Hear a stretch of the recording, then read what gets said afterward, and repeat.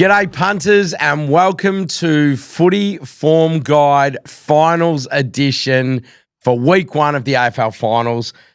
I'm Wally, joined as always by my good mate Harro. Harro, we have made it to the promised land. There is 4 beautiful weeks of footy to go. There is 9 games. It doesn't get any better than this. It's time for finals. How are you feeling? Yeah, good, mate. Really good. And it was said that the Romans invented the games to keep the people occupied. And what did we see on the weekend, Wally?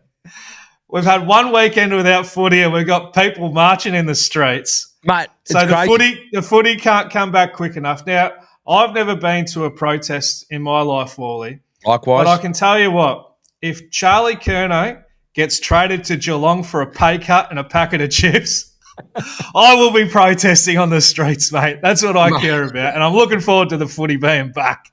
Likewise, mate. I'll tell you what, I love now that the season has ended for 10 of the teams, and it took a little longer for Essendon to get there. I felt bad for them. They had to wait.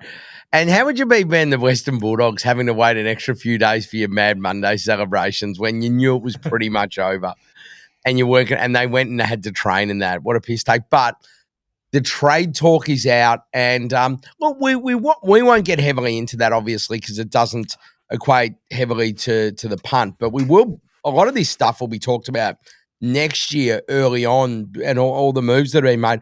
But I've got to be honest, I'm a bit of a sucker for it, Harro. Hawthorn have been pretty shit for a few years, so when your team's not good, trade period, the draft, it goes up in excitement. So let people speculate. Let people go there. I think the Curnow to Sydney one's an interesting one, Harro. We won't dive into that. We are not qualified to dive into that. But I could see you there with a bit of a placard walking down Burke Street, or down in the main street of Geelong, should that be the case, mate. We didn't have any footy on the weekend, so there's no highs and lows. We're just going to get straight into the questions off social from our punters and our community, and then we'll look at the 4 games. Then we've got some other little specials after that as well to cover off. Sound good? All good, mate. Let's get into it. All right, Tal hits us up straight away. Does home ground advantage lessen during finals? Interesting one. What do you think? Definitely, especially grand finals. I've seen that the home ground advantage is a lot less. Now, obviously, grand final day, it's full of corporates. And so it's not like so much one-sided, and both sides get allocated tickets as well. So grand final day, I've definitely found, home ground advantage not to be a massive factor. Outside of that, I would say, just based on experience, that home ground advantage is lessened a little in finals. But still, we get games like this weekend, Gold Coast going over to a pretty hostile Perth. I feel like there's still going to be a home ground advantage there. And also, look, we'll see how Collingwood, fare going to Adelaide as well. And actually saw some funny stuff on social media about Pies fans getting access to tickets ahead of Crows fans. For this, I kind of don't know if it's true, but kind of blew my mind. I know they're sending a heap of buses over there and stuff. So yeah, surely not. But you've got others like I don't think Hawthorn's ever won at the showgrounds. They've never won at the Giants' home stadium. Yeah, well, they haven't played there since Mitchell's been coach. So, well, there you go. It's a different story. But funny that they lost there through the some of the better years as well, though. So interesting. Anyway, yeah, mate. We think it's a little less is the key. Yes, agreed. All right, Yabs, hit us up. Any standout and proven finals performers, players? Brisbane's got a few, I'll tell you that. I'll say this, Harro, as well. Is there any players that we think are built for finals?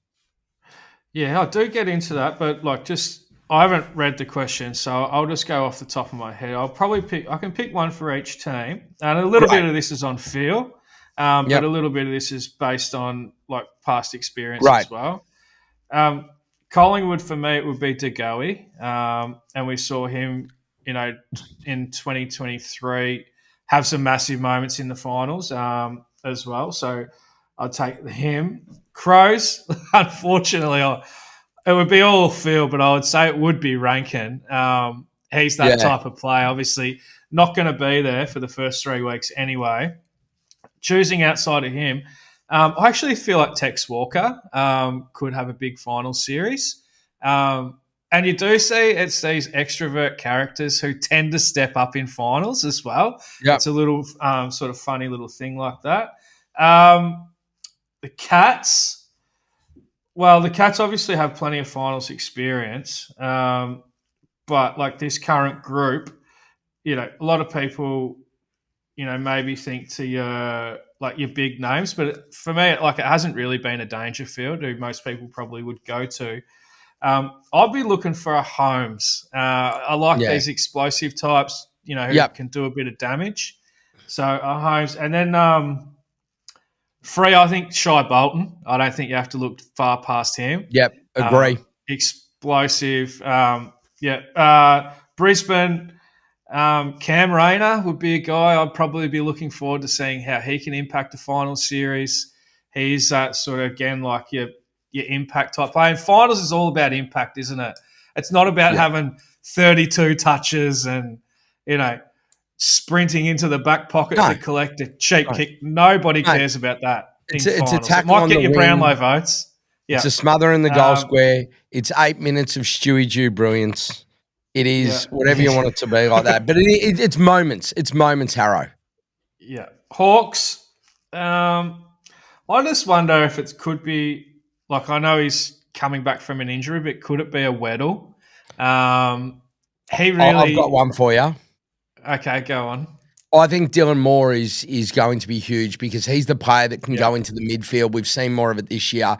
He can also affect the scoreboard. He's explosive, he's quick, and he doesn't play a lot of bad games. So for me, I think that Dylan Moore is hugely important. I agree, though, someone like a Weddle could be a bit of an X factor, but Dylan Moore is just the one I'm watching and how we utilise him through the midfield.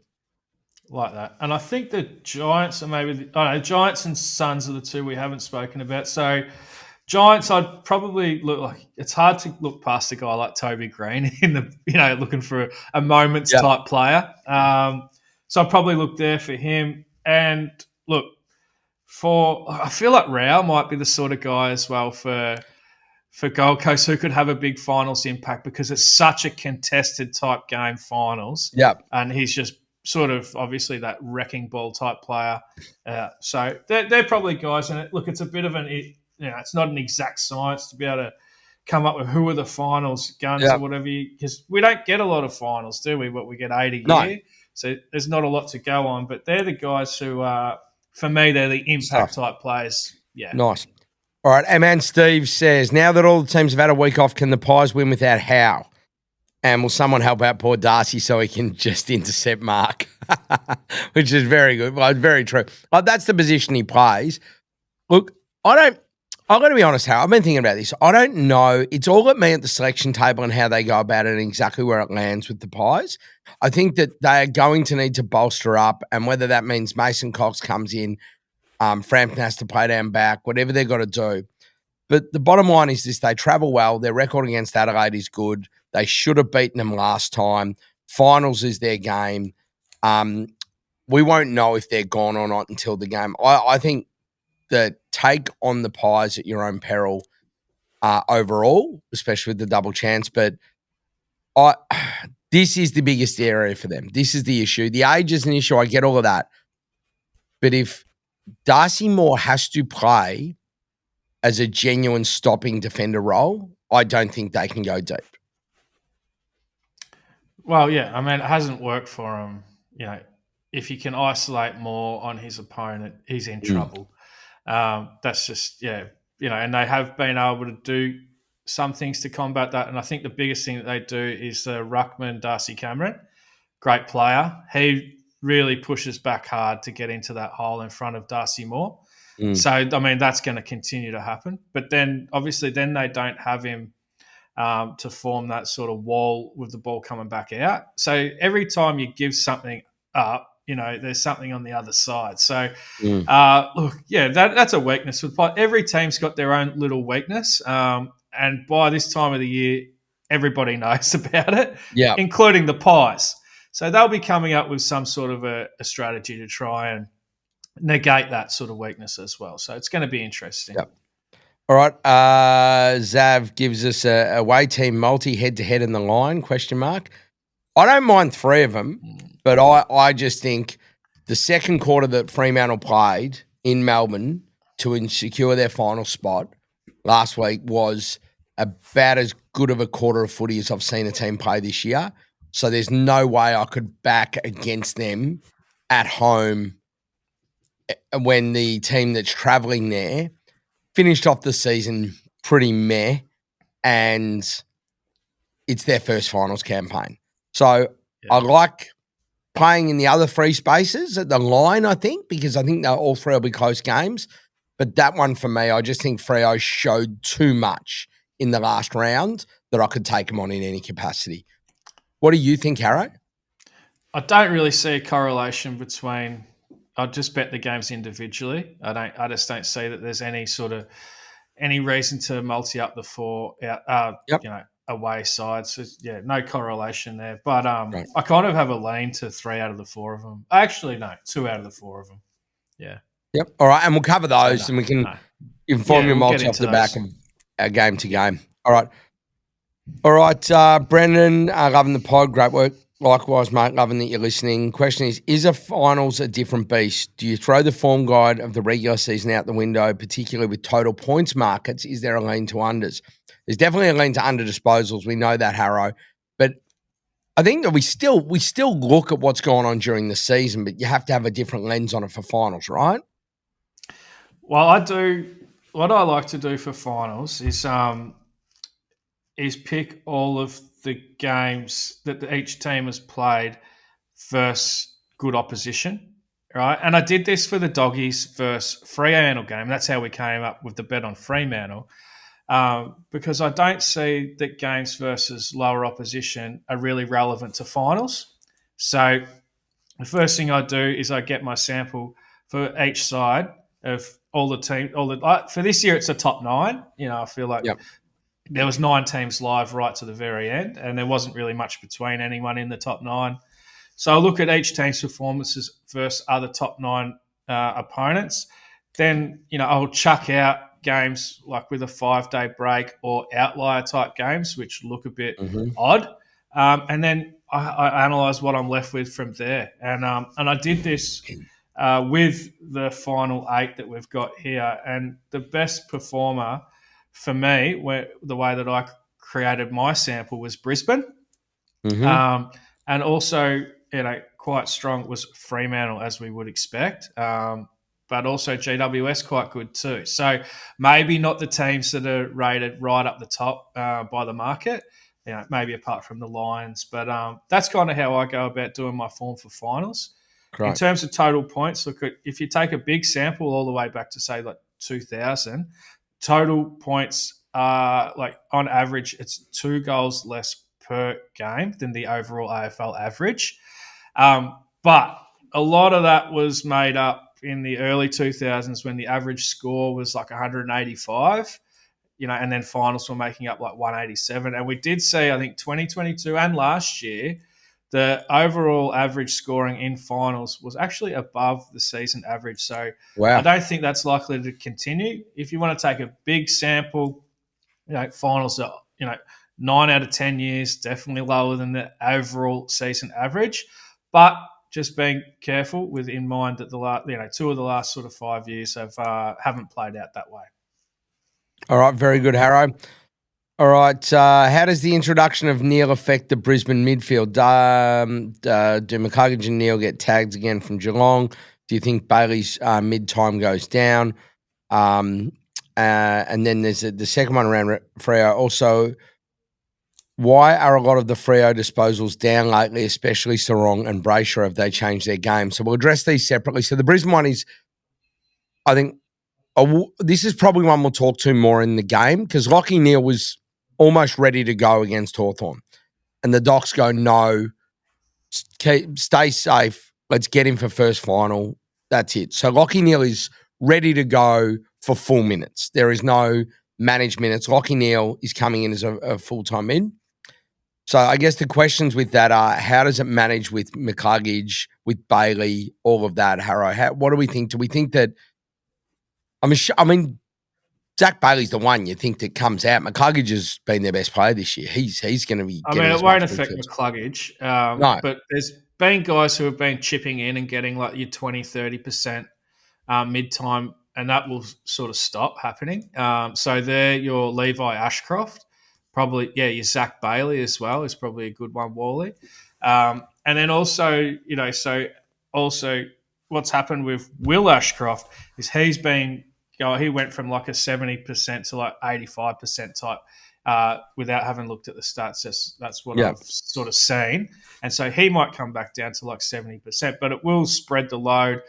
They spread the load between those four guys only, really, when they've got everyone available.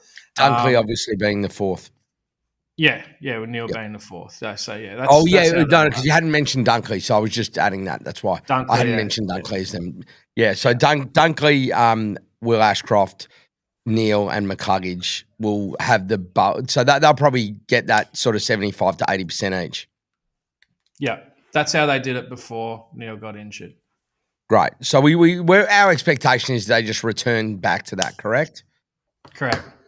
Okay. Now, in terms of Freo, Harrow, any thoughts on why their disposals are down lately?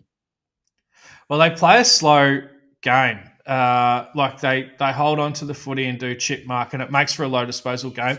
Now, the Doggies game, they didn't have anyone over 24 disposals, which was odd. But what happened in that game was like an abnormally high amount of set shots for goal. Yeah.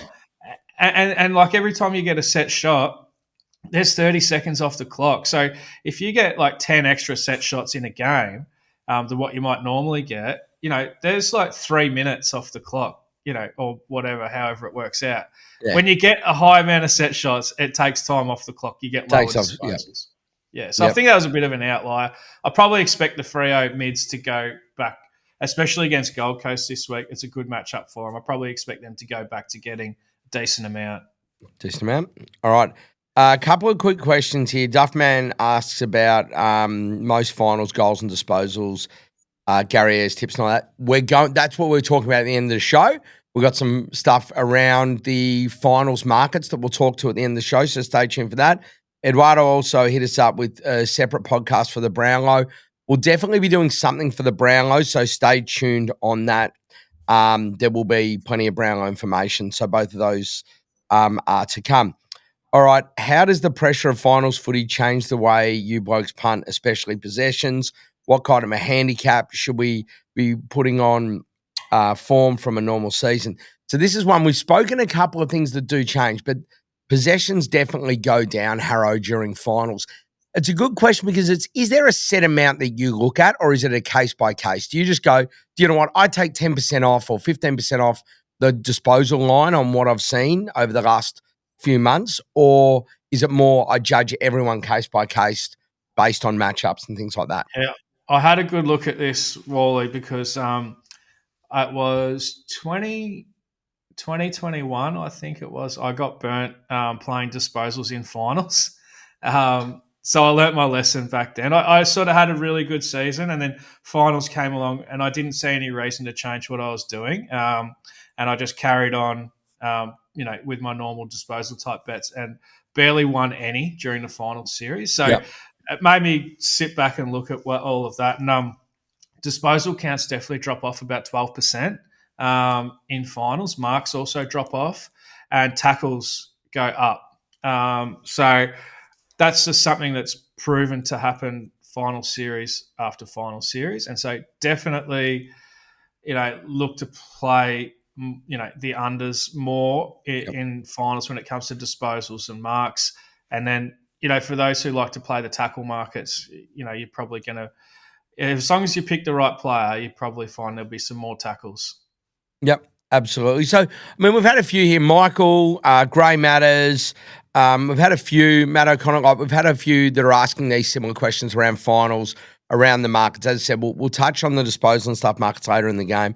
But to all of those, just a little summary of all of this together. The key things in finals are we do see lower disposals. So be careful of that when you're looking at your lines and playing your SGMs and things like that. Home ground advantage, we believe, is lessened, especially on grand final day, where you have an even spread of fans and corporates and all of that. But we still see like something like Freo, which is intimidating for a first finals team. You think there is still an advantage there. And then in terms of the total over-unders, we have seen overall a couple of goals less per game, but that is over a massive sample size. And the last couple of years haven't been as big as discrepancy, but also just be careful and tread carefully with that. So they're probably our biggest takeaways for finals in terms of the trends. All right. Who's your pick for a surprise player to have a massive final series, Harro? You sort of can't. I like this now. I know we sort of spoke about one for each team, but if I said to you, if I go to you, just before we get into the games, who's the one player you think could just go bang this final series that maybe others aren't thinking about? I think Tex Walker, mate, is the guy. Yeah. Yeah, I just see it. I know he's obviously getting on. He will have enjoyed having a week off. But I could really see Tex being that guy. Don't ask me why. It's kind of just, another one of these questions where you're kind of just having a bit of a guess and a bit of a feel. But, yeah, I'm going to go with Tex. Yep, very good, mate. Very good. The one for me, I think, if they can make a little bit of run, I'm saying this against my own team because GWS are playing us. If Daniels is fit and plays through the finals, do you remember when we saw him late last year and the way he finished and he just started playing like prime Gary Ablett? And I just think that he has the ability, and because he can stop a player, but he can play so many different roles in finals. He's absolutely just built like a brick shit house. Like he is rock hard. He is just so strong, low center of gravity, all that. I think he's one that if he's fit and goes through, that he can be quite damaging, that maybe people aren't thinking about. That's just a left field one for me. Obviously, I hope that's not the case, Harro, and Hawks just win and we're not talking about them. As much as you know, I love the orange team. All right. Gimby for Brown, I was asked, what is the best way to profit from a future bet with cash out? Got Anderson for Brownlow at $61. Cash out is really average. Best to cash this out before Brownlow night. Can't really hedge with the amount of people. And then Steve has alerted him to talking about the how you can lay these on Betfair. And I just wanted to call this one out last because I thought this was so fucking cool that we had somebody within our community asking a genuinely wise question of going, I've got this bet. I've beaten the price. I've beaten the market. But I might walk away with nothing. What can I do? And someone else from our community that's always commenting and sharing his stuff comes in and goes, hey, have you looked at this? And I just thought it was really, really cool. This is the exact answer we would have given. If you can't go and back 4 or 5 others, lay it on Betfair, work out what your profit is, and walk away with a profit you'd be happy with. I thought it was really cool, Harro. No, I love it. Absolutely love it. And it's good because the punters are all sharing advice, and that was the right sort of answer there. So, well done to everyone involved. Yeah, love that. All right, mate, let's get into 4 huge games of footy. Oh, you can tell how I'm so excited. I love finals footy so much. Spring is here. Oh, Adelaide Collingwood to kick us off is perfect too. It's absolutely perfect. Adelaide are $1.59. Collingwood's $2.38. The line's 8.5 points, Harro. Ooh, mate. Let's get stuck in. All right. Well, actually, it was funny on the weekend. Obviously, no footy. But I drove past one of the local footy grounds in my area, and there was local finals footy on. And I just saw people pouring. It actually made the hair on my arm stand up. I was like, this is just the best. So we do love it, Wally. And so we get the time. We've only 4 games. We really get the time to dig deep into each game and really get a good understanding of each team. They all come in fresh, which I love this pre-finals by because you do get teams, they're all given the best opportunity possible to perform. So, and the Pies will really enjoy this week off. I think without the week's break, I probably would be writing the Pies off, actually. But the week's break should really freshen them up. And just given that their age and whatnot, it does bring them back into it. So, and I looked at the margins between these two teams. Like the last 6 times they've played, the margins are 5, 1, 2, 4, 10, and 3. So there is nothing between these two if you take that sample. I do view the Crows on a trajectory going past Collingwood and getting better, and the results are kind of trending that way as well. And maybe the Pies on the other way, going the other way as well. So there is that kind of in the back of my head. The totals between these two teams, just going from most recent to last, is 114, 146, 152, 162, 117, and the last one, which we're going back 3 and a bit seasons, 4 seasons, is 177. So you look at 5 of the last 6 games, mate, all low scoring, small margins. And so a scoreline of, 80 plays 72 or something like that would not surprise anyone, would it? No. Given that, I don't normally advocate for those types of bets where it's like either side under 24 or whatever you can get. But this probably does shape up pretty well for it. And also, big finals contest under total points is probably, somewhere you definitely wouldn't be playing the over. Number 1 and 2 defense in the comp. And we've seen the 2 games they played this year, both, under that 160. So you could only really be on the unders. Just ratings-wise, across the season, I've actually rated the Pies about 18 points ahead of Collingwood, including the home ground advantage. So there's you said Pies over Collingwood. Oh, shit. Crows. Okay. Crows. Okay. Crows over Pies. Is that better? This is how excited we are because it's finals footy. So you just got to bear with us here. We just got to get ourselves along. We'll be fine. We'll work through it. All right. So you've got the Crows. You've got the Crows as the superior team over the season. Yep. Okay. Yeah. Yeah. And you look at their percentage, like 139% versus 122. That sort of shows that there is a little bit of a gap just based on overall season ratings. And I just want to talk about the Pies, mate. I actually feel like this is the last time that the Pies are going to be a genuine premiership threat or even a chance of winning finals for a long time after this year. I do see that this is really their last shot at it. I've been back and had a look, mate. Their average age of 29 is the oldest team in league history. And I've been through all their drafting and they're still relying so heavily on all these guys who are 27 to 37 years old. They're getting nothing from their under 25s if you obviously take Dacos out of this. Yeah. They've got nothing from the draft since I think it was 2019 when they took Isaac Quaynor. They went to the draft in 2020 with 3 early picks, but they got Finn McRae, Ollie Henry, and Reef McInnes, who I don't think any of them are. They're not going to. All 3 of them are busts.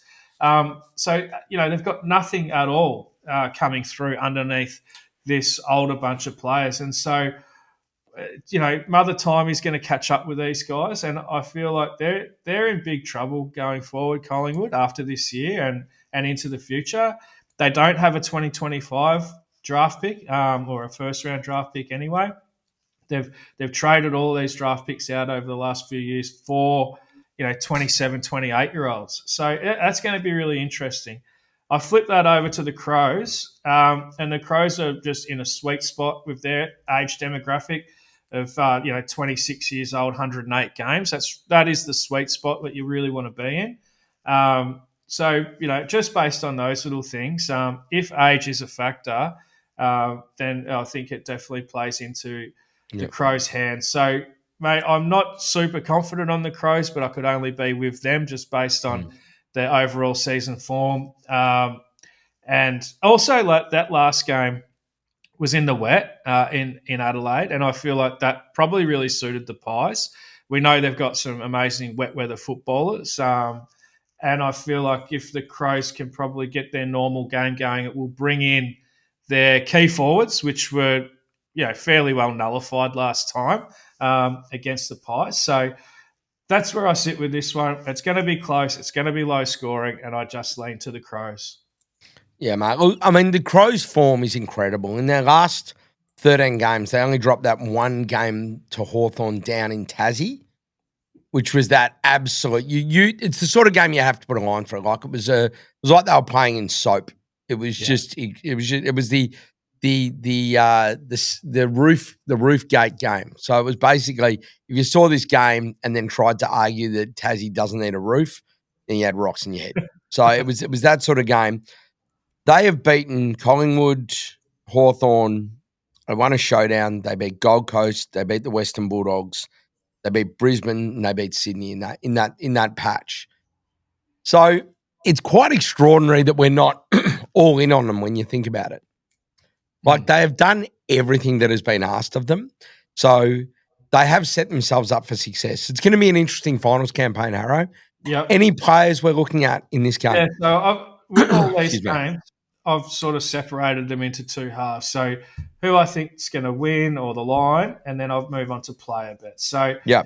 And look, with the player stuff, there is a bit more of a focus on the unders in finals, as we spoke about before. So we will look at it, through that lens, but also, looking like the bookies are going to set lines a little bit lower too. So I'll still be looking for opportunities to go the other way and play the overs. So first guy I come to is Josh Dacos. His line's 24.5, which probably seems low for him because he can go quite high. But the Crows are the toughest matchup in the comp for his position based on the last 10 games. He had 19 against the Crows last time. And also I had a look at his finals history. And all throughout these finals campaigns, he's had a high average, playing this sort of role. This is what he's done in his last 5 finals games: 17, 18, 14, 14, and 17. So I think it's fair to say that Josh Dacos doesn't love finals footy based on that. He's not getting a great matchup here. And his recent record against the Crows is poor. I'm happy to take him on at that 24.5. Absolutely. Also, a little bit of another caveat to that is, and you don't know with these sorts of things, but the word is that Pendle's trained with the defenders during the week. He did also play the last quarter of their last game in defence, taking kickouts, playing that sort of distributor role. So if that happens, that's only going to affect Josh Dacos even more. So, and if you're wanting to think about Pendles, be careful as well because it's still going to be a tough matchup for him. But and his line's not super low either. But look, I see that as a possibility. These things don't always work out the way they're portrayed, but that's just one little thing to keep in mind. Now, we move on to the next guy, and it's Geordie De Goey. Been watching him closely since he returned, and I felt like last game against Melbourne, we saw the good Jordan De Goey. Yep. And he had 26 disposals in that. This probably sets up pretty well for De Goey, the type of player he is, that final style, contested style. I actually rate him as Collingwood's best player when everybody's fit. He's super impactful, big moment type player, can do it at ground level and in the air, go forward and kick goals. He's the package, I feel, and his line at 20.5, given I've perceived it, he's passed the eye test and he's back to his best. Happy to play that. Yep. I talked about this guy already a fair bit, but Tex Walker, it's his 300th game. That's not a factor really for me in this, but it is a really good matchup. He did manage to kick 2 versus the Pies last time they met, and that was in the wet. He's kicked 2+ goals in 7 of his last 8 games, mate, and you can get $1.91 for him to kick 2. So anytime you're getting a guy who's done it 7 of the last 8, getting a good matchup, because you're obviously going to think that the Pies are going to send their 2 best defenders to Fogarty and Thilthorpe, right? So, and the Crows will know that they'll be looking for Tex. So I'm pretty keen on Tex, mate, to kick at least 2 snags, and you could ladder him up to 4 or something. Nothing would surprise me with the big fella. Then, look, I'm looking at the inside mids for the Crows. They should go pretty well here. We've looked at what the Pies have been doing and their midfield is a bit of a weakness. Yep. And so I'm looking at Dawson 25, Soligo, Peatling, more around that 20 sort of mark. And they should be pretty reliably doing that against this Pies midfield, mate. Very good, mate. Very good. All right. Plenty to play with there. Really like the Dacos under to go over double there, Harro. Yep. Definitely on board for that. I'm here for that. All right. Let's move on to Friday night. Another cracker. Geelong v Brisbane at the MCG. It's the only game in Melbourne of the round. As we know, there is teams from every state that participate in the AFL, which is absolutely fantastic. Geelong, Brisbane. Geelong's $1.65. Brisbane are $2.25. The line's 6.5. The total over under is 169.5. Harrow. This is going to be an absolute cracker.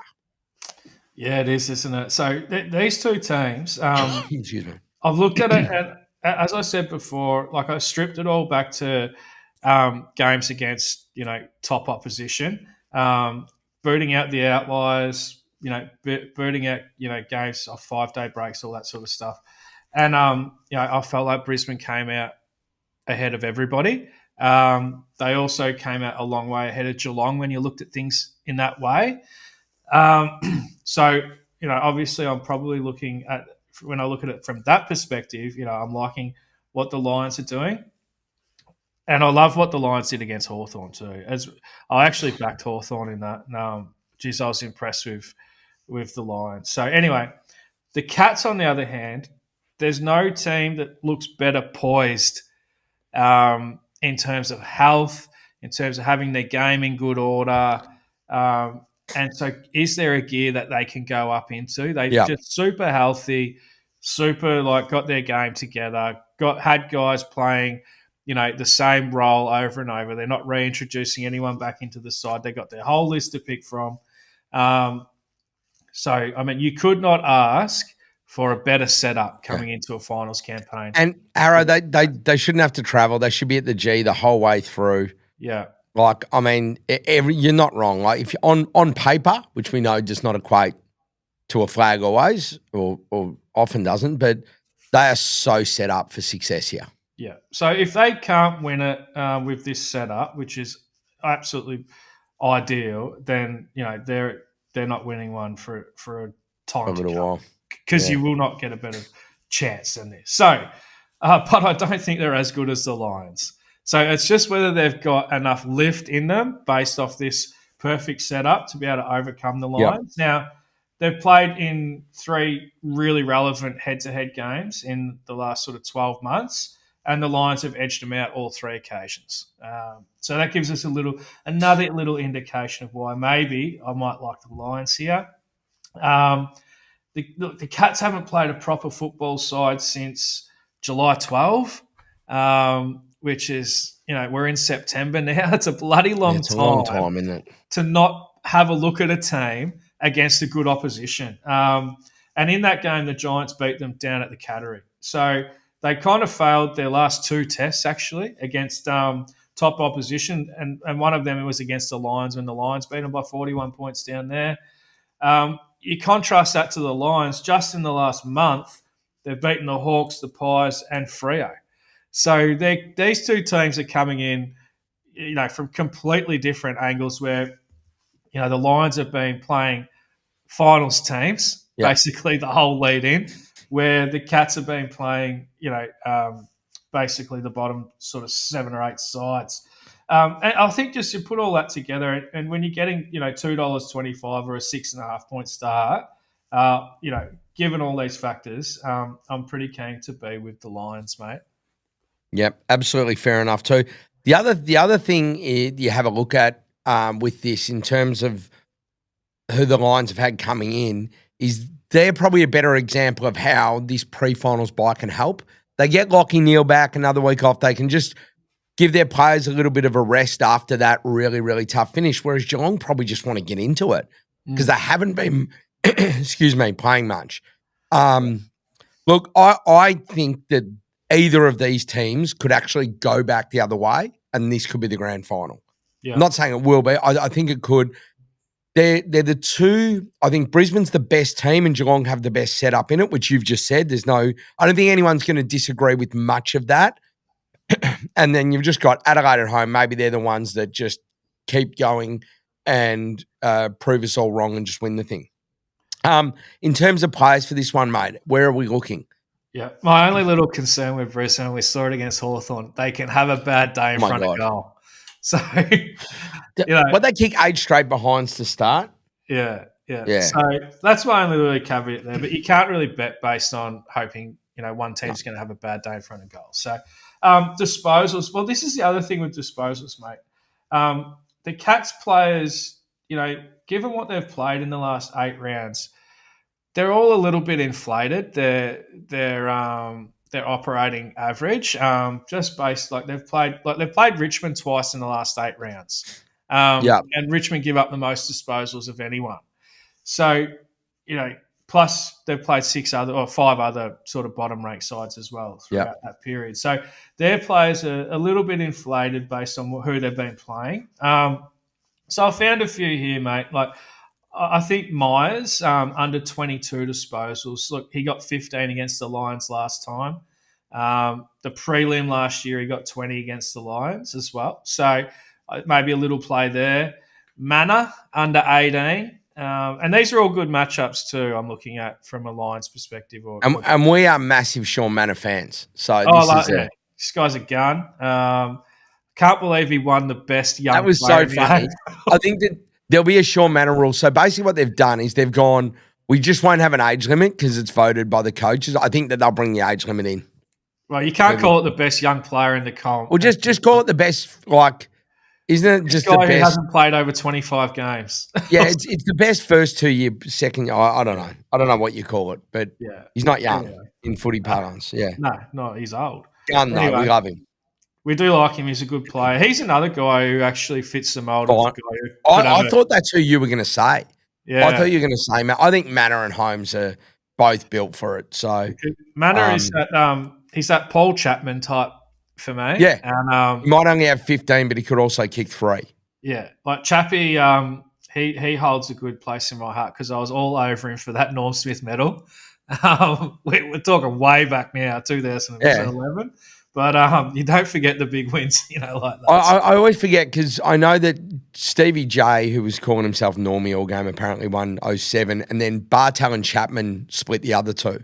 Yeah. But I always forget who won 9, who won 13. Anyway, it doesn't matter.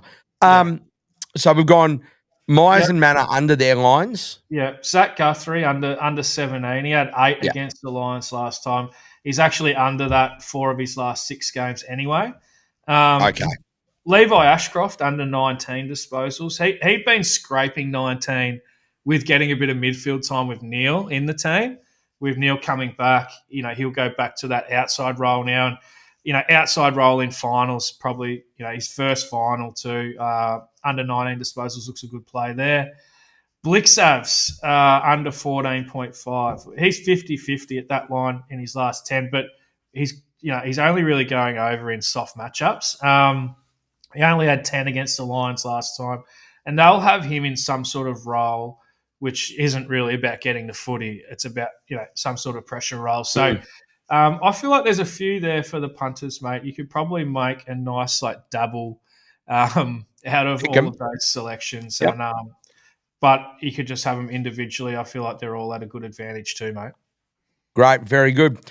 All right, Harro, let's move on to Saturday's games. And look, it's just all the games are good games. So this is going to be an interesting one. GWS obviously taking on Hawthorn. I'll be watching this a little bit closer than the others. The Giants are $1.79. Hawthorn's $2.07. So this is a lot closer in the market. Again, so your line's like a couple of points. The total is 3.5. The total's 169.5. This is very interesting, mate. These two teams have had some absolute humdingers in recent times, Harro. They really have. So, again, it's something I'm probably a little bit more across than most. But if you look back, Hawthorn won by 2 goals in what was a really interesting game earlier in the year where there was the wind, and the first half was a little bit all over the place. The second half was quite a good game of footy. Giants then won by 2 points. Hawthorn then won by a goal. Prior to that, Giants won by 2 goals and 2 points. So these, like you're talking about Collingwood, Adelaide, these two teams and all of those games are within the last 3 seasons, so 23, 24, 25. So they play tight, tough matchups. So this is going to be very interesting to see how this unfolds, Harro. I'm really keen to hear your thoughts on it. Yeah, well, I actually found this match the hardest to rate out of all 4 games. And I mean, the pricing suggested, I know they're all sort of like a goal, 8 points and that, but like it is definitely the hardest. Yeah. So that, and I've also written exactly what you had there. Like, it does set up a lot like this Crows Pies game, just like, the last sort of 5 games, all close, all under total points as well. So you could just keep it really simple, play, a close game under total points. And look, the one thing that worries me about the Giants is that they don't have that continuity with their team. And so they're going to be bringing in like 4 or 5 players into this one. So, where you compare that to like a Geelong who have just played the same 22 bar, like resting one guy for like 6 or 7 weeks in a row. Guys are really settled in their role, all of that sort of stuff. The Giants, they just seem to have a lot of guys coming back from injury all at the same time here. Which they're going to bring 6 in, Harro. They're going to bring 6 in, are they? Well, if they've got 6 of their best 23 didn't play. So Buckley, Canelio, Hogan, Kelly, Stringer, and Daniels. Yeah, it's a lot, isn't it? So that's 6 to come because Daniels played in the VFL, didn't he? He didn't play in their and he had about 36 touches. Yeah, he had a lot, mate. Don't worry. That was why I'm saying if he comes back and he's fit. So that is a quarter of your team, or over a quarter of your team, that are coming back in, and there's you do that. Whereas Hawthorn, you would think that they will make way for Weddle, and it's probably going to be one of the tools. It could very well be a Mitch Lewis. Oh, okay. But finals, can you take 4 tools? Can you take 4 tools in where it hasn't really proven to work that well into a finals campaign? Yeah, I don't know if you can. But he's going to play back, isn't he? So Scrimshaw, maybe. Yeah, but it's that I just don't think in finals too important. I don't think you can drop Scrimshaw. I think that you're better off losing one of the forwards and just moving things around. Lewis actually looked a bit proppy last time. Yeah, and that was the other. That's why I'm suggesting him. Yeah, probably. Anyway, we don't know with that. I'll let you get back to it. But that's 6 players that are likely to come back into this side, which unless you're doing a Ross line and resting half your list is not ideal. Yeah. And that's not – they're all coming back from injury. They haven't been rested. Yeah. I actually rate this game as the second highest quality game of the 4 as well. And given that, I think that the winner of this game is likely to make a big run at least potentially making the grand final. So, and we'll see with our future bets later. I feel like one of these teams, they're likely to play at least 3 games, maybe 4, because you could just imagine how much they would fancy themselves. Say Collingwood get beaten by Adelaide. Hawthorn would fancy themselves massive. Oh, they'd love to. They beat them by 11 goals a month ago. Yeah. On the MCG, coming off a loss versus winning. Of course they would. They would massively sort of fancy themselves. And then they switch to the other side of the draw, I think, probably get the easier prelim. So, look, it's whoever wins this, they're going to give it a shake, I would have thought. So, anyway, I can't pick a winner between the two. I'm basically just saying I think it'll be a close game. So we look at the disposals, and look, there's a few guys here based on mainly matchups. And the first one is Amon, and him under 23 disposals. He's just the sort of guy that the Giants don't allow many disposals to. You go back up the other end, what they do to allow disposals to is these half forwards who push up to around stoppage. The guy for Hawthorn to do that is Ginnivan. He's $1.85 to get 20. And look, he's done that 6 of his last 7 games anyway. So pretty happy with that. The other area that we kind of see against Hawthorn, and it's Hawthorn's big weakness, is the midfielders against the Hawks, and they don't seem to tag. And so looking at like a guy who we love, at the Footy Form guide, Finn Callaghan, his line's 26.5, and I think he's every chance of going well above that, mate. Hope not, but yep. Oh, sorry, I got one more Betting's here betting. as well. One more. It's Josh Battle under 17.5. He's actually more under than that than over in his last 10. Plus, this is a tough matchup. So I'll probably round it out with that one too. Yep. Okay. There you go. And also, I mean, we talk about that, like Weddle coming back in, the using of the ball out of that back 50. Battle's going to have his hands full. You think him and Brass will share the duties on Hogan and Cadman. Cadman. So Cadman. I'm at C, mate, ahead of this. But yeah, so, and we saw with Josh Battle, like you see the reasoning around the Australian, that like his stoppage, like his ability to stop players and the lack of goals scored on him. So that becomes that stopping versus worrying about the rebounding of the footy and the usage of the football. They're just not going to have that. It's going to be a different game. So they're all good shouts. So Amon under, Ginnivan over, Callaghan over, and Battle under. Callaghan's another one, mate. He could have a big finals campaign. Yeah. Just a big body. Him, Tom Green. Yeah. Anyway, mate, the last game is another interesting one, as we said. It's Freo taking on Gold Coast. Freo coming off, as I said, just one of the great performances to make the finals. They were so strong against the Dogs. That second quarter was amazing. Gold Coast, good on them. It's their first finals campaign. Noah Anderson, Rao, these sort of guys, I hate to keep using this term, but they do look built for finals. You spoke about Matty Rao earlier. I don't see Noah Anderson slowing down. I mean, you might have a different view on that. I just think he's such a good footballer. It's going to be interesting to see how the likes of a Ben King goes. I mean, I know he can go missing a bit and what's going to happen with that forward line. Also interested to hear your thoughts on Humphrey as well. See if there's if he Bailey Humphrey, if he can have an impact, because he's just that real solid small forward that can go into the midfield, get plenty of it. Spoke about Dylan Moore earlier, that sort of player, but probably a little more jacked. $1.54, $2.50 Gold Coast. The line's 10.5. The total over underline's 162.5. There's a lot of storylines here, Harro. Like, help us break it down and where we play. Yeah, look, just want to keep it pretty simple with the way I look at this. And, as we said, Freo against top 9 sides this year have one of the best records in the comp. They get the home ground advantage. So I think it's the longest trip in footy, the Gold Coast over to Perth. Yep. So that could play a little role in it as well. Both sides, like we talked about, demographics of team, in the Collingwood game at least. And these two sides are both set up, really well from a demographic point of view, not just this year, but probably even next year and going forward. They're like that 25 years, 100 games sort of average, right around where you want to be. And for me, I'm just going to keep it simple. Freo, they were too strong for that when they played Gold Coast at Gold Coast. Yeah. It was a little bit wet that day, but they definitely held sway in that. Freo, their record against top 9 sides is superior. They've got the home ground advantage. And they've also got every player, I think, available. I don't think they've put a better team on the park than what they'll put on the park this week against the Suns.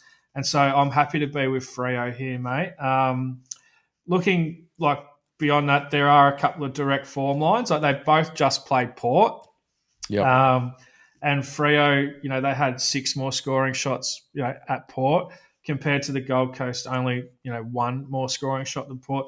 Bit of a caveat to that. I think the Gold Coast copped the most diabolical umpiring I've ever seen. So maybe that closes the gap a little bit, but Freo still hold a home ground advantage here. So pretty happy to be with Freo, mate. Now, from a player point of view, I picked out a few guys here, and look, Shai Bolton, 16.5 is his line.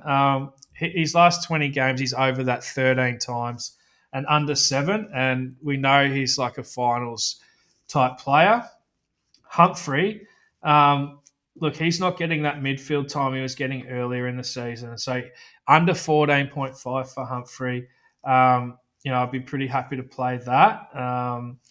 Also, Weller under 17.5. He's only got there 2 of his last 10 games, and one of them was against Richmond.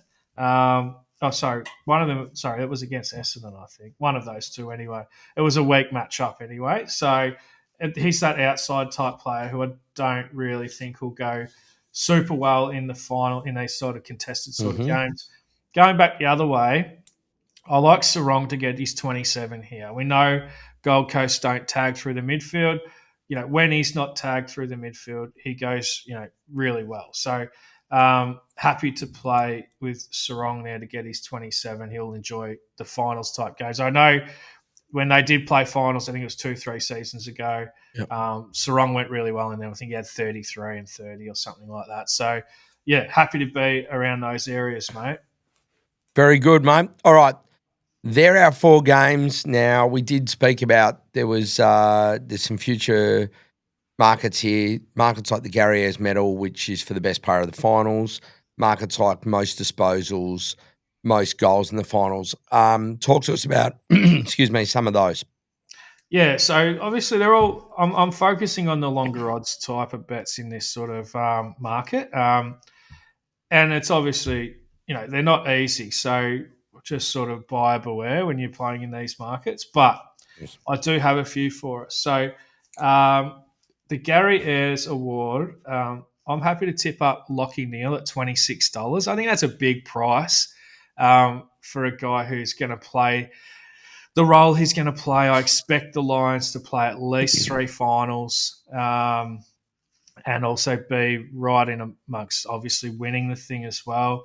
And I think $26 for who I still see as Brisbane's best player when the whips are cracking. And also, he's also getting a little less attention with McCluggage going so well now.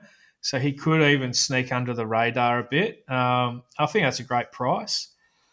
The most disposals. So I looked at this like I said to you, Wally, I feel like either Hawthorn or GWS are going to make a run at it. Yeah. And so I wanted to find a couple of high disposal guys from one of those sides. Hawthorn don't really have one. No. So if GWS can beat Hawthorn, I feel like Lachie Whitfield at $21 or Tom Green at $18 are really good chances in that market. Obviously they need to overcome Hawthorn for the bet to be in play. But if they do, you've got some long odds sort of bets right in play. The most goals. So most goals, I'm looking for teams who have a double chance at least, and who I think can go right the way through. And so I found Charlie Cameron $41 and Tex at $15 as well. I feel like they're both good chances from that perspective. And jump in, Wally, if you've got any while I'm going through these. But just sort of listing off the guys I came up with. Tackles, I couldn't really go past Josh Dunkley at $8. I feel like I'm not looking to dive into any short prices. Obviously, Atkins very short in that market. But I feel like if you're wanting a better price, then Dunkley is your man. Marks, again, sort of similar theory of this one as with the disposal bets, and I found Himmelberg at $21. He gets a lot of marks. And I feel like the price is pretty good. Outside of him, Josh Worrell, mate, $18. Another good price for a guy who gets lots of marks. The last market which we look at here is clearances, and I'm looking at Lachie Neale at $7. Again, for the reasons maybe that I highlighted earlier, and he's just a great clearance player, and the $7 looks good there for me. There you go, Harro. That is brilliant, mate. Nothing to add from my end. Love this a lot. So we're giving you either the $7-8 mark for one, or well into the double figures if there's 2 there. There's even a couple of really big prices. So some good ones to follow. And then if you've got to reassess after the Hawks game, if they get the chockies, that's a different story. Harro, before I let you go, mate, you've been brilliant as always.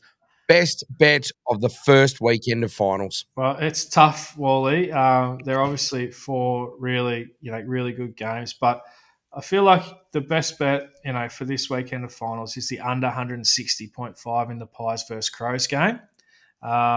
Just all the trends sort of line up that way. It's not a really sexy sort of bet, but it looks like probably the most solid sort of bet out of the four games.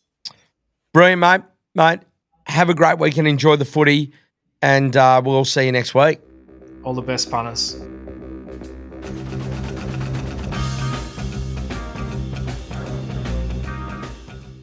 What are you really gambling with?